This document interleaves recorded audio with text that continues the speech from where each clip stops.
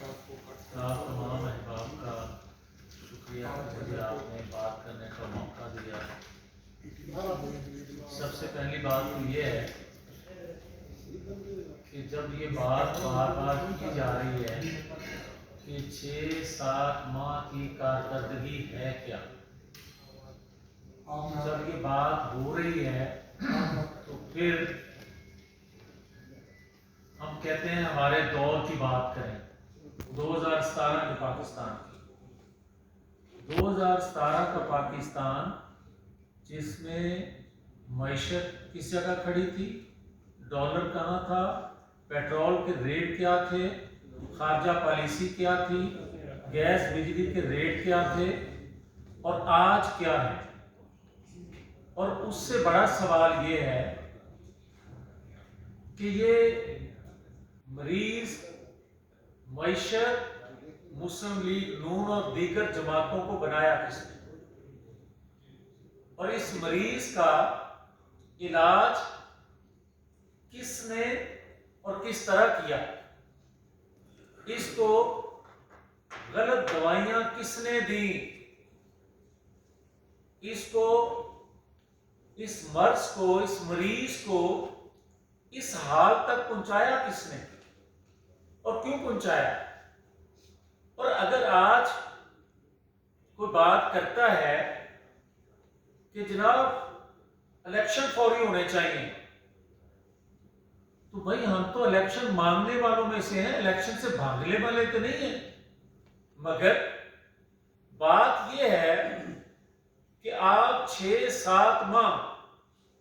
صوبائی دونوں صوبوں کی اسمبلیاں اس لیے نہ توڑو کہ تم دونوں صوبوں کے وسائل اختیارات استعمال کر کے تم ایک تقرری کو روکنا چاہتے تھے، اور آج دونوں صوبائی اسمبلیاں توڑنا اس لیے چاہتے ہو کہ تمہارے پینڈنگ کیس جو ہیں، 4 سال کے کرتوت جو ہیں، جو پائپ لائن میں مقدمات ہیں، وہ فیصلے ہوئے بغیر الیکشن ہو جائیں۔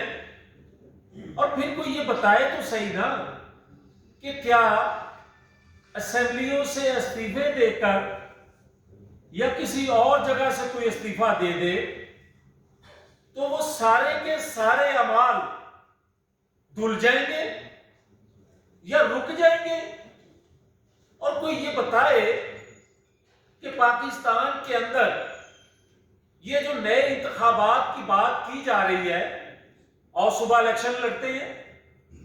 مگر اس سے پہلے آپ اگر یہ سننے کو آپ کو ملے کہ ہم الگ ہو گئے ہیں، خوشی کی بات ہے۔ مگر جسٹس شوکت صدیقی صاحب جو کہتے ہیں کہ بہت سے ڈاکٹرز نے مل کر اس مریض کا علاج کیا، ایک ڈاکٹر کے الگ ہونے کے بعد دیگر ڈاکٹر جو ہیں، کیا انہوں نے صحیح علاج شروع کر دیا، صحیح ادویات دینا شروع کر دی؟ اور بھائی ہمارے تو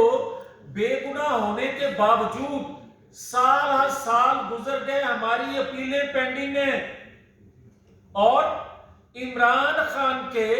سال ہر سال سے گناہگار ہونے کے باوجود کیس پینڈنگ ہے، اس پہ فیصلے نہیں ہو رہے۔ اور پاکستان جیسا ایک مقروض ملک جس کے الیکشن پر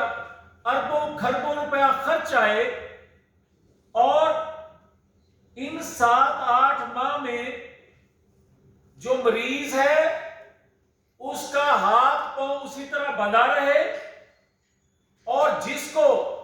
4 BGISI نے پالا، یہ میں نہیں کہہ رہا، جنرل حمید گل، خیر انہوں نے تو اپنی زندگی میں اس کے بارے میں جو کچھ کہہ دیا اور بہت جلد کہہ دیا۔ دوسرے جنرل پاشا کے متعلق چودھری پرویز الہی نے کیا کہا،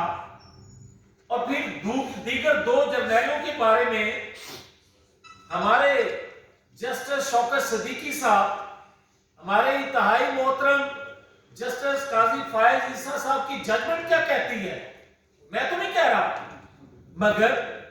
2 نہیں ڈی جی نے اس کو پرورش اس کی کی، اور آج اس کو پوچھے بھی نہ،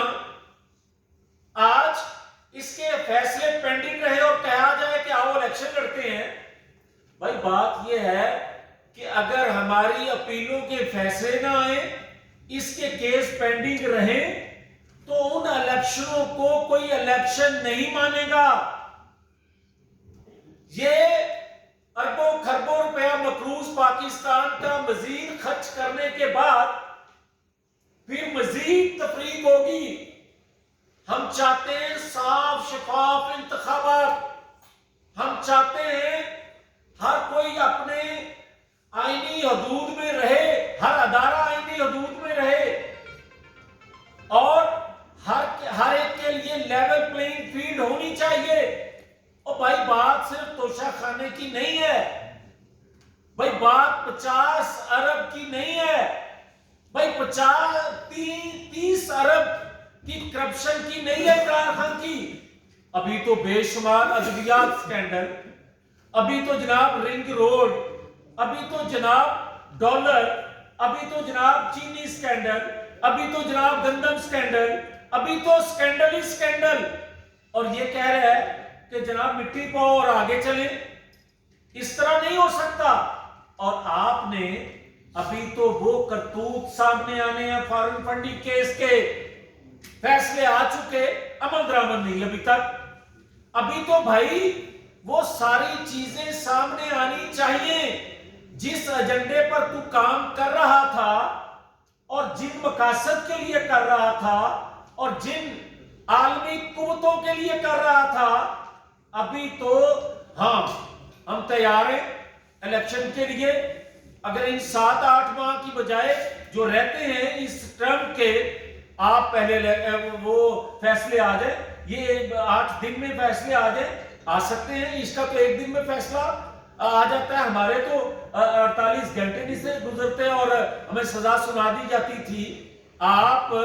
پینڈنگ فیصلوں کو کر دیں، ہو جانے چاہیے، صبح الیکشن کروا لیں، مگر ہوئے گا نہیں ایسا، اس لیے کہ ابھی تو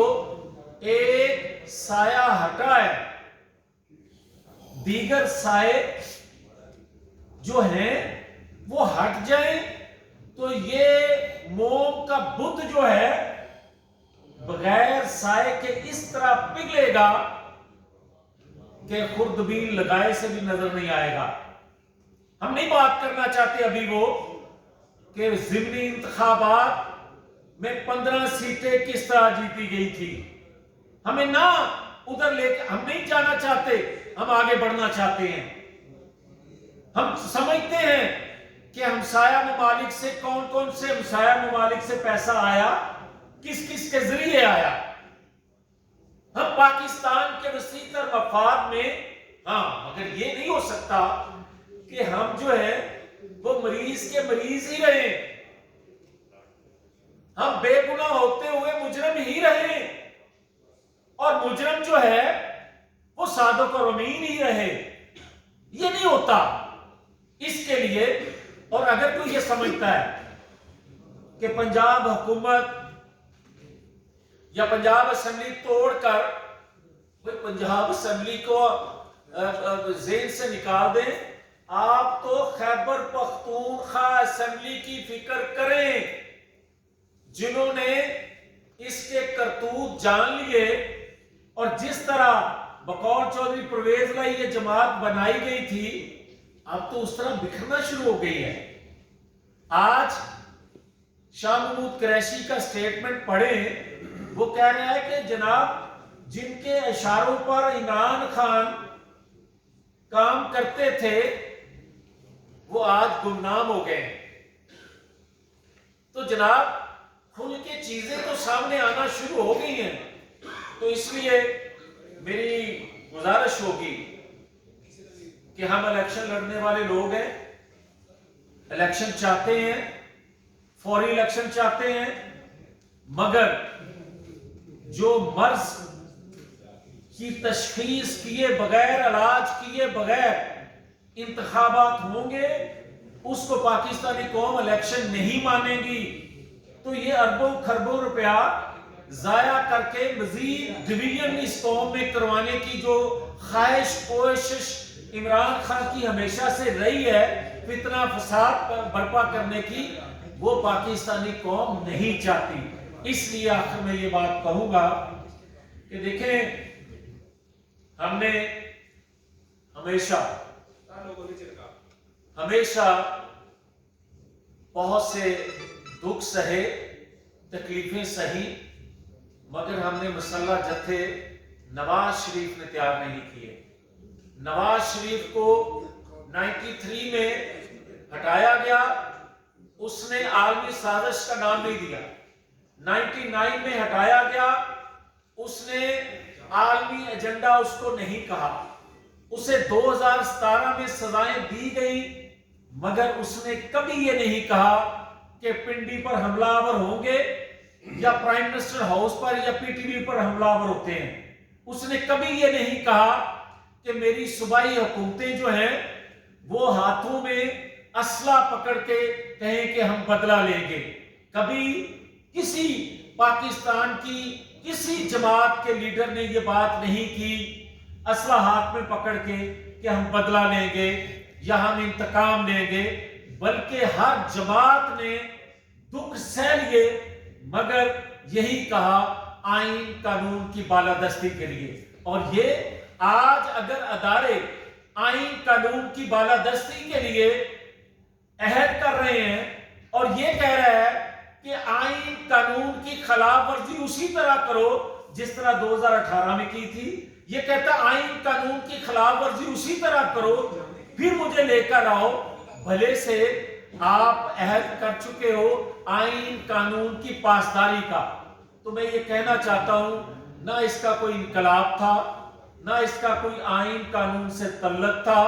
نہ اس کا پاکستان کے اداروں کو مضبوط کرنے کا کوئی ذہن میں اپروچ سوچ تھی، بلکہ ایک ہی تھا کہ پاکستان میں فساد کس طرح برپا کرنا ہے، پاکستان میں ہجانی کیفیت، بے یقینی کی کیفیت اور پاکستان کی معیشت کا بیڑا غرق کس طرح کرنا ہے. اور آج بھی یہ وہی کام کر رہا ہے. ریحان شیخ آئی ٹی وی سے.